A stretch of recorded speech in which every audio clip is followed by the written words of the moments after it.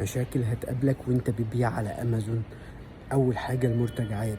العميل ممكن يطلب الحاجه ويرجعها في اي وقت، هو خلال 30 يوم ممكن يكون استخدمها اصلا، ممكن يرجعها لك مكسوره.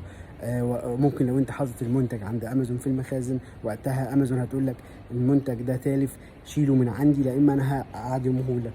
تاني حاجه، امازون او من افضل حاجه او هي اللي شهرت امازون اصلا ان هي بتصدق العميل في كل حاجه، وبتيجي عليك قوي، بتيجي على البيع جدا او التاجر جدا.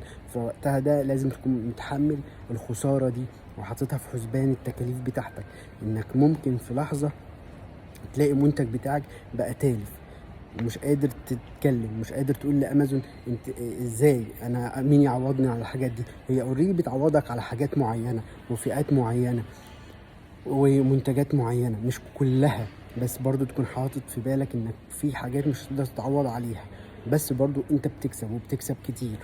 تالت حاجة، حسابك في اي لحظة ممكن يتقفل لأي سبب، ممكن تكون انت ماشي كل حاجة صح بس برضو حسابك اتقفل، او حسابك او الفلوس بتاعتك امازون عملت لك عليها لوك لحد ما تثبت العكس، وده بتاخد شهور.